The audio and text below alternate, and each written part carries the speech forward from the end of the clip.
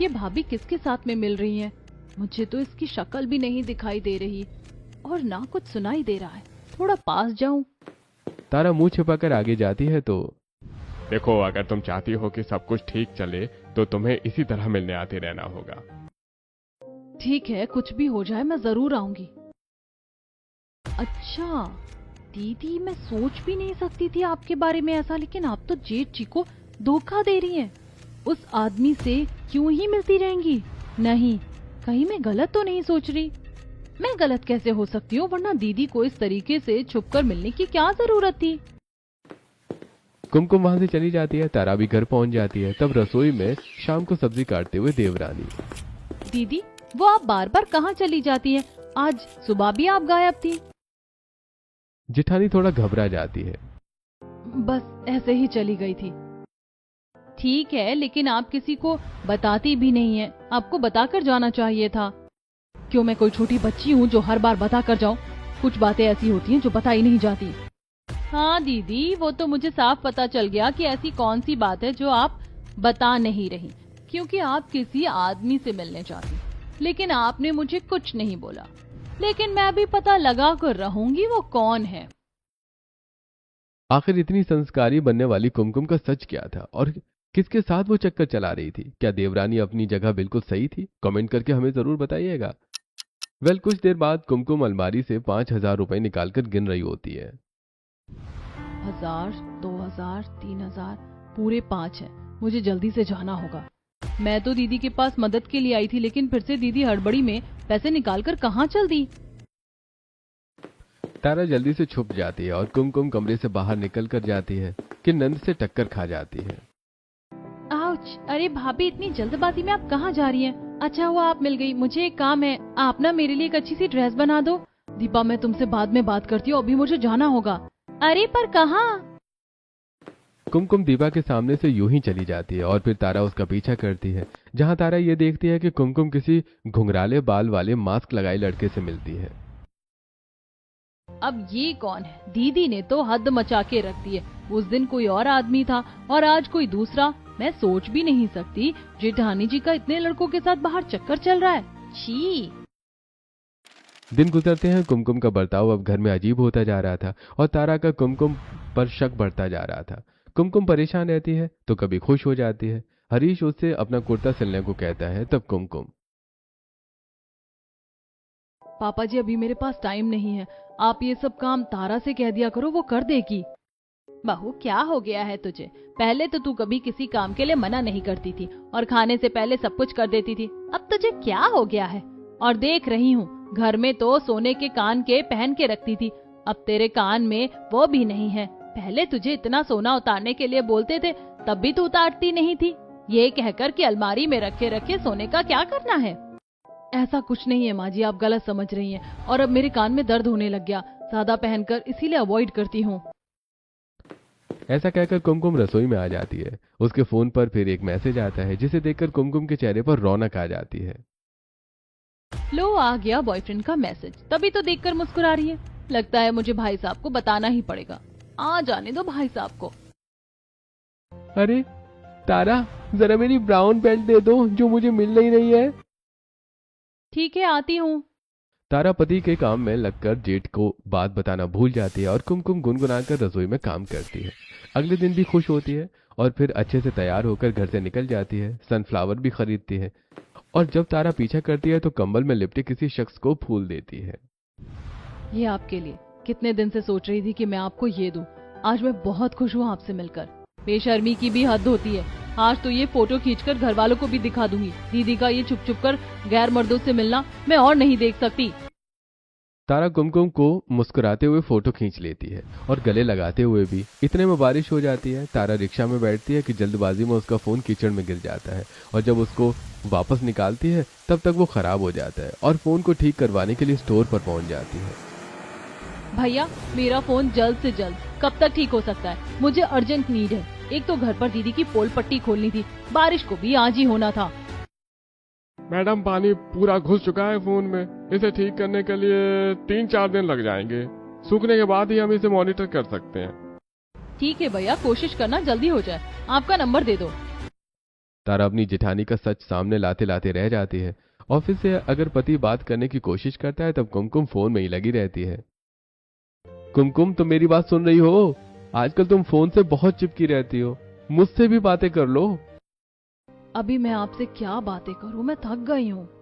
अच्छा, कल मेरे लिए दाल मखनी बना देना। टाइम होगा तो बना दूंगी। ऐसा कहकर कुमकुम सो जाती है, लेकिन फिर कॉल आता है जिसे सुनकर कुमकुम परेशान हो जाती है और लॉकर से 1.5 लाख रुपए निकालकर घर से बाहर चली जाती है। नींद में रौनक कुमकुम के ऊपर हाथ रखने की कोशिश करता है, लेकिन बिस्तर को खाली पाता है। अरे कुमकुम, कहाँ हो तुम? शायद बाथरूम गई होगी। मैं वैसे ही परेशान हो रहा हूँ। मुंह छुपाकर गई कुमकुम सुबह के 4 बजे वापस आ जाती है। आंखों के नीचे काले गड्ढे गहरे होते थे, जैसे कि कोई चिंता उसे खाई जा रही हो। सुबह पति ऑफिस जाता है तो उसे लाकर 1.5 लाख रुपए का कैश नहीं मिलता। अरे कुमकुम, यहाँ पर मैंने 1.5 लाख रुपए कैश रखे थे, कहाँ चले गए? चोरी हो रही है क्या? कल ही तो देखे थे मैंने। वो पैसे मैंने खर्च कर लिए हैं। ठीक है, लेकिन इतने पैसे अचानक से तुमने कहाँ खर्च कर लिया, ये तो बताओ मुझे। आपको मुझ पर भरोसा नहीं है क्या? अब आप छोटे मोटे खर्चे भी मुझसे पूछेंगे? ये कोई छोटे मोटे खर्चे की बात नहीं है, 1.5 लाख रुपए की बात है कुमकुम। और तुम्हारी तबीयत भी ठीक नहीं लग रही है, कोई बात है तो चलो मैं डॉक्टर के पास ले चलता हूँ। नहीं, मुझे कुछ नहीं हुआ है, मैं ठीक हूँ। लेकिन मुझे ऐसा लग रहा है जैसे कि तुम मुझसे कोई बात छुपा रही हो। मुझ पर भरोसा करो। भरोसा तब होता है जब सच बताया जाए। कहीं तुम इन पैसों का गलत इस्तेमाल तो नहीं कर रही हो? बस बहुत हो गया रौनक जी, आप तो पुलिस वालों की तरह इन्वेस्टिगेट किए जा रहे हैं। अब 1-1 रुपए का हिसाब देना पड़ेगा मुझे आपको। हाँ तो बता दो। एक दिन आपको सच पता चल जाएगा। और उस दिन तक मेरा भरोसा टूट जाएगा। आज तक कुमकुम ने मुझसे ऐसे बात कभी नहीं की, जरूर कुछ तो गड़बड़ है। रौनक परेशान होता है और दोनों के बीच काफी बहसबाजी हो जाती है, जिससे अगले 2 दिन तक उनमें बात नहीं हो पाती। तारा भी ये बात नोटिस करती है। कुमकुम अपने अलमारी से कुछ पैसे और फोटो निकालकर टेबल पर रखती है। जल्दी से नहा लेती हूँ, फिर मुझे जाना भी है। कुमकुम नहाने चली जाती है। इसी बीच नंद और देवरानी दोनों कमरे में आते हैं। अरे भाभी तो यहाँ पर है ही नहीं। कोई नहीं, बाद में कह दूंगी उन्हें। दीपा चली जाती है, लेकिन जाते वक्त तारा की नजर उस लिफाफे पर पड़ जाती है। वो उस लिफाफे को जरा सा खोलकर देखती है तो उसमें जूते और किसी आदमी के कपड़े दिखाई देते हैं। वो जब तक चेहरा देखती, कुमकुम के आने की आवाज से लिफाफा वापस रख देती है। 10,000 के साथ ये फोटो? जरूर उनके बॉयफ्रेंड की ही फोटो होगी। दीदी इतना कैसे गिर सकती हैं? सब लोग डाइनिंग टेबल पर खाना खा रहे होते हैं। इतने में कुमकुम भी आ जाती है और जल्दी जल्दी नाश्ता करने लगती है। कुमकुम बहू, तुझे क्या हो गया है और इतनी जल्दी जल्दी क्यों नाश्ता कर रही है? वो माँ जी, भूख बहुत ज्यादा लग रही है इसलिए। कुमकुम, मुझे तुमसे बात करनी है। अच्छा, लेकिन मुझे आपसे कोई बात नहीं करनी। मुझे नाश्ता करने के बाद तुरंत यहाँ से निकलना होगा, वरना लड़ाई की वजह से फिर मुझे लेट हो जाएगा और मैं वहाँ पहुँच नहीं पाऊंगी। इतना क्यों कर रही हो तुम? आप गलत फहमी में हो, ऐसा कुछ नहीं है। ऐसा कहकर नाश्ता किए कुमकुम वहां से निकल जाती है और घर में सब लोग हैरान थे। देखो, इसको मुझे इससे बात करनी थी और मेरे से कैसे बात करके गई है? वैसे आपकी भाभी से 2 दिन पहले लड़ाई हुई थी, ऐसा क्या हुआ था? मुझसे कुछ छिपाएगी, कुछ नहीं बताएगी तो बहस ही होगी। माँ जी, आपको पता है आजकल जेठानी जी ऐसा बर्ताव क्यों करती है? पहले बिल्कुल ठीक थी, प्यार से बात करती थी, मदद भी करती थी, लेकिन अब ऐसा कुछ भी नहीं है। अरे पता नहीं बहू, आजकल इसके ज्यादा ही नखरे पड़ गए हैं। तेरे आने से पहले ये नहीं थी ऐसी। लगता है बड़ी बहू बनने का ज्यादा घमंड आ गया है इसमें, कुछ भी करती है अपने मन का। मैं आप सबसे कुछ कहना चाहती हूँ। दरअसल मैं दीदी को बहुत दिन से नोटिस कर रही हूँ और मैंने उनका पीछा भी किया है। बहू, साफ साफ बोल, तू कहना क्या चाहती है? वो माँ जी, मुझे समझ नहीं आ रहा मैं कैसे आपसे कहूँ। मुझे जेठानी जी के छुपे रिश्ते के बारे में पता चल गया है। वो अभी भी किसी आदमी से मिलने गई होंगी। 2-3 बार तो उन्हें मैंने ही पकड़ लिया है। उनका जरूर किसी से अफेयर चल रहा है। बहू, तुझे होश भी तो है? तू क्या बोल रही है? हाँ माँ जी, मैं झूठ नहीं बोल रही, पर एक नहीं, मैंने 2 लड़कों को पाया। शायद उनकी 1 से ज्यादा बॉयफ्रेंड होने के लिए वो शायद पैसे निकाल कर ले जाती हैं। और अभी देखा तो फिर से टेबल पर पैसे और एक लिफाफा रखा था जिसमें एक आदमी की फोटो थी। मैं उस फोटो को पूरे तरीके से देख नहीं पाई दीदी की वजह से। और हाँ, मेरे पास एक सबूत है। मुझे पता था आप लोग विश्वास नहीं करेंगे। ये फोटो तो मैं आपको पहले ही दिखा देती, लेकिन मेरा फोन खराब हो गया था बारिश की वजह से। ये देखिए। तारा अपने फोन की फोटो घर वालों को दिखा देती है, जिसमें वो किसी के गले लगाती है और फूल देती है और कंबल में आदमी दिखाई नहीं देता। मुझे यकीन नहीं हो रहा, जिस बीवी पर मैं इतना प्यार छिड़कता था वो मुझे धोखा दे रही है। आखिर क्या कमी रह गई थी? अरे मैंने तो कुमकुम को अपनी बेटी माना था। भरोसा तो मुझे भी नहीं हो रहा है कि वो ऐसा कर सकती है। भाभी तो बहुत ज्यादा चीप निकली। ये बात तो मेरे लिए भी हजम करना मुश्किल हो रही है। तारा, तुम श्योर हो कि भाभी का सच में ही कोई छुपा हुआ रिश्ता है? हाँ, मेरी आंखें 3-4 बार धोखा नहीं खा सकती, बल्कि मैंने तो घर में उन्हें बार बार फोन मैसेज इग्नोर करते हुए भी देखा है और कभी सुना भी है कि तुम बार बार फोन मत किया करो, मैं आ जाऊंगी। आने दे उसको लक्ष्मी को। सब लोग कुमकुम के इंतजार में थे। इतने में मुस्कुराकर कुमकुम आइसक्रीम लेकर आती है। वो सबको आइसक्रीम देती है और सब उसे घूर रहे होते हैं। माँ जी, पापा जी, ये लीजिए, आज मेरी तरफ से आप सबको आइसक्रीम पार्टी। वैसे आप सब लोग इकट्ठा क्यों हैं? देवर जी, आप भी ऑफिस नहीं गए और ये भी? ऑफिस तो तब जाऊंगा ना जब मैं बाहर जाने लायक रहूंगा, क्योंकि तुम तो बाहर गुलछर्रे उड़ा रही हो। क्या बोल रहे हैं आप? बस करो दीदी, भोली बनने का नाटक मत करो। आपका भांडा मैंने सबके सामने फोड़ दिया है। आपके छुपे हुए रिश्ते का राज भी खोल दिया है, जो आप बार बार बाहर चली जाती हो, भाई साहब से लड़ाई कर रही हो। लेकिन मुझे जानना यह है कि आपके ऐसे और कितने बॉयफ्रेंड हैं? सब लोग उसकी दी हुई आइसक्रीम फेंक देते हैं। ये जानकर कुमकुम को धक्का लगता है। आप सबको क्या हो गया है? इतना गुस्से में क्यों है? और तारा, तुम ये क्या बोले जा रही हो? कौन सा बॉयफ्रेंड? मेरा कोई बॉयफ्रेंड नहीं है। अच्छा, तेरा कोई बॉयफ्रेंड नहीं है तो जो तारा बहू ने हमें तस्वीर दिखाई है, तू किसी के गले लग रही है, उसे फूल दे रही है, वो सब झूठ है। और तू अभी भी उस इंसान के पास से ही आ रही होगी, जरूर उसके पैसों की आइसक्रीम खिला रही होगी। तुम भरोसे की बात कर रही थी ना? इतना सब जानने के बाद कैसे भरोसा करूं? और वो 1.5 लाख रुपए, वो भी तुम बाहर किसी लवर के साथ उड़ाने गई थी ना, जिसकी वजह से तुमने मुझसे लड़ाई की। रौनक जी, आपको गलतफहमी हुई है और तारा तुम्हें भी। नहीं, गलतफहमी तो मुझे हुई थी, जो मैंने तुम्हें अपने दिल में रखा और घर में भी। लेकिन अब मैं तुम्हें दोनों जगह से निकाल दूंगा। इतने में कुमकुम का फोन बजता है, जिस पर राठी जी लिखा था। देखा, किसी आदमी का फोन आ रहा है, स्पीकर पर करो। कुमकुम स्पीकर पर फोन कर देती है। बस कुमकुम, बहुत हो गया, अभी इसी वक्त जल्दी से मेरे पास आओ। क्या? मुझे जाना होगा? वाह, वो आदमी तुझे बुला रहा है और तू हम सबके सामने बोल रही है कि तुझे जाना है। सारी शर्म उसी के पास छोड़कर आ गई है क्या? कुमकुम रोते हुए वहां से चली जाती है।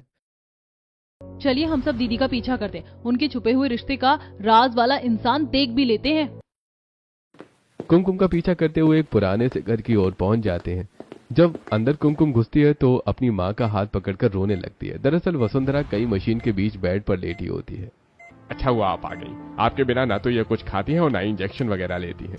ऐसे इनकी तबीयत कैसे ठीक होगी? कुमकुम, मुझे यहाँ से ले जा। मुझे यहाँ पर बिल्कुल भी नहीं अच्छा लग रहा। ये लोग कहीं नहीं जाने देते। कुमकुम, ये तो माँ जी हैं। लेकिन बहू तो इनसे मिलने यहाँ पर क्यों आई? ये तो तुम्हारा घर नहीं है। ये दीदी की माँ है। तो अभी फोन पर उन्हें किसने बुलाया था? कौन है यहाँ पर राठी नाम का? मैं हूँ डॉक्टर आशुतोष राठी।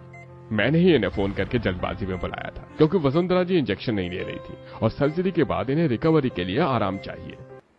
सर्जरी? ये सब क्या हो रहा है? देख लिया तारा तुमने, और जान गए ना आप सब भी मेरे छुपे हुए रिश्ते के बारे में। मैं छुप छुप कर अपनी माँ से मिलती थी, क्योंकि उनकी तबीयत ठीक नहीं थी। मेरी माँ अकेली और बीमार थी। मेरा छोटा भाई कुंदन क्या ही संभालता। डॉक्टर, दवा और इलाज में 2 लाख रुपए खर्च हो गए। अगर ऐसा ही था तो बता देती। हम सब क्या तुझे मदद नहीं करने देते या तुझे जाने से रोकते? मेरे मन में डर बैठ गया था। रिसेप्शन के कुछ दिनों बाद मैं आपको बताने वाली थी, लेकिन शकुंतला आंटी की मैंने बातें सुन ली आपसे करते हुए। तूने बिल्कुल सही कहा शकुंतला, बार बार बहू का मायके जाना अच्छा थोड़ी लगता। अरे आदत खराब होती है बहुओं की, और फिर घर के पैसे और कभी खाना बनाकर देने लगती हैं। इसीलिए मैंने अपनी बहू को रोका। इतने दिन से माँ की तबीयत को लेकर परेशान हूँ, सोचा था कि ससुराल का सपोर्ट मिलेगा, उन्हें बता देती हूँ, लेकिन अब शायद मुझे अकेले ही सब कुछ हैंडल करना होगा। इसीलिए मैंने नहीं बताया, क्योंकि मैं भी डर गई थी कि आप सब लोग यही सोचोगे कि मैं मायके में पैसे लगा रही हूँ, इसीलिए मैंने आप सबको नहीं बताया। तो दीदी आप गले किसके लग रही थी फूल देते हुए? और आज सुबह जो फोटो ली गई थी वो भी एक आदमी की थी, और मास्क वाला आदमी भी देखा मैंने। तुमने तो मेरी माँ के रिश्ते को छुपा हुआ बॉयफ्रेंड का रिश्ता बना दिया। तुम्हारी गलतफहमी भी मैं दूर कर देती हूँ। उस दिन माँ, किसी ने आपको देखा तो नहीं ना? आपको नहीं आना चाहिए था। आप अपनी तबीयत का ख्याल रखो। ये देखो, मैं आपका पसंदीदा फूल लाई हूँ। मुझे डॉक्टर जाने नहीं दे रहा था, बहुत चुपके छुपाकर कुंदन के साथ आई हूँ। वो पानी लेने गया। मेरी बच्ची, मुझे तेरी बहुत याद आ रही थी। अच्छा हुआ मैंने तुझे देख लिया, और वो फोटो भी ला दे जो मैंने तुझसे मंगाई है। माँ, अभी मिल नहीं रही, थोड़े दिन बाद मैं ढूंढकर आपको जरूर दे दूंगी पापा की फोटो। मैं जानती हूँ सर्जरी के वक्त आपको डर लग रहा था और आप पापा को याद कर रही थी। हाँ मेरी बच्ची, लेकिन तेरे ससुराल वाले और दामाद जी कहीं तुझ पर शक ना करें।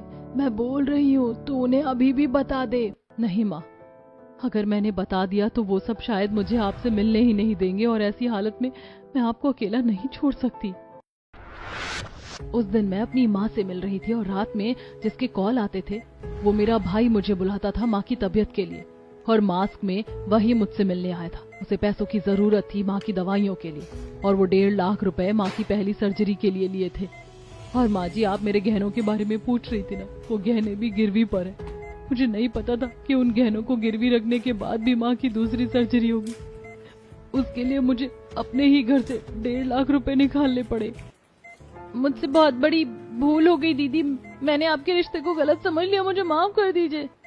हमको भी माफ कर दे बहू, और तूने बिल्कुल ठीक किया।